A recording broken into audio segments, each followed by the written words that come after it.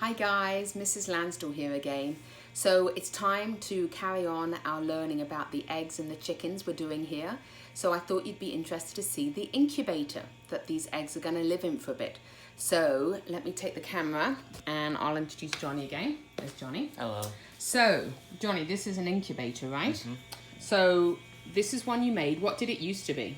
It used to be a cooler, so it's what you put your food in if you're, say, going to the beach or something like that. Okay. And tell us how you changed it to make it into an incubator. What have you done to it? So normally incubators keep food cold, but we wanted to keep the eggs warm, so I put a little light bulb, which you just see is coming on now, because that's what keeps the eggs warm. And then we also have a thermostat, which is basically a fancy word for keeping the temperature just right for what the eggs like. Oh, and I see the bulbs just come on again. There's also a fan to move the air around inside. Okay, that makes sense, so that all the eggs get all the warm air. I see you've got a sponge in there and a jar of pesto sauce. But I assume there's no pesto sauce in the pesto. No. So talk us through that. What's that? So the sponge is for humidity, so we want to keep the water inside the air so that they don't dry out too much. And then the jar full of water is to make sure that the temperature doesn't drop too quickly, so that kind of helps keep the heat inside the box. Okay, excellent. And then the light comes on sometimes and then goes off, so why does it go off at certain times? Because if it stayed on, it would get too hot for the chicken eggs and then they wouldn't hatch. So you'll see it goes on and then it goes up to the right temperature, and then when it's getting too hot it turns off, and then it cools down, and then it turns on and warms up. So it's just a cycle of turning on and turning off. Oh, okay. So the temperature inside there, is it like as hot as you'd be on a very hot day at the beach? Right now it is around 99 degrees. So you can see there, this is the thermometer we use to monitor the temperature. So that would be a really, really hot really day. hot day, yeah. At the beach.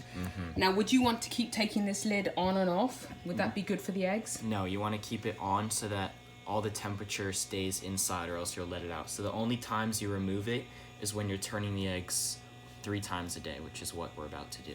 Oh, okay. So why do you need to turn the eggs, Johnny? Because if you don't turn the eggs, the little embryos will stick to one side of the shell so they don't hatch. So you have to turn them so that they're always kind of staying in the middle. Oh, okay. Excellent. And just before the light went off, I saw that on the top of the eggs, is it circles, crosses you've put on there? Yeah, so there's an X on one side and a circle on another, so we can see which ones we've turned. So one time of the day they'll be on an X, and then we'll turn them to an O, and then an X again, and then we'll just repeat that the next morning. Okay. And you've got yourself a chart, is that right, to remind yourself? So right now we're on day 2, because day 1 I fill in these boxes to know when I've turned them. So I already turned them this morning, and then right now we're about to do the second turn, and then before I go to bed I'll do the third turn for the night, and then it restarts the next day. Okay, so I see you've got lots of them in black, and then at the bottom I see you've got 3 days where you've got red squares. What does that mean?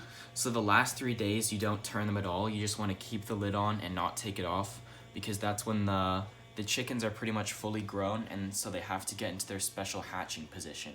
So you want to let them do their own thing and just sit there. And if you turn them, I guess that would disturb them too much. Okay, great. So you're going to turn them now, are you? Yep. So can we watch you turn them? Excellent. Oh, I see you've got a special place for the thermometer. Just take the lid off. Oh, I like this one. So it's all circles on the top at the minute. Yep, and then you'll see on the other side, there's an X right there. Okay, so that reminds you that then you turn them.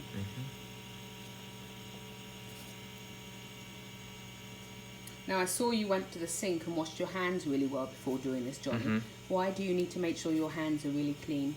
Because you can't see it right now, but there are little tiny holes on the egg that help air get inside. So if your hands are really dirty, it can transfer into the shell, and then that can kill the little chicken inside. So we want to make sure they're nice and healthy and have clean hands. Yeah. Excellent. And look at those different colours we've got. We've got dark brown, light brown, some duck egg blue ones. So they're all going from circle to crosses. And we can get a good look at the jar. So that's to make sure all the heat gets around all the eggs. And then the sponge as well. Make sure that the eggs stay nice and warm. And here's the fan. You can hear it, it's whirring to make sure the heat goes over all the eggs and not just one or two of the eggs. There. Okay, so all turned. And then you just put the lid back on. And we'll open it up again when we have to turn them tonight. Excellent. What did the temperature get down to, Johnny? About 94, but you'll see it start going back up because we just put the lid on. So then it'll just warm back up again. Excellent. And can we see your picture of how our chick looks? So we're on day 2. So I guess he doesn't look so much. No, a little bit. So that's how he's looking now. Are they the blood vessels? Yeah, It's so the starting to blood form? vessels reach out to the edge of the shell and then it helps oxygen flow to the little chicken that's growing. Oh, that's great. Excellent. Well, thank you, Johnny. We'll come back and check with you another day. Definitely, yeah. Okay, bye.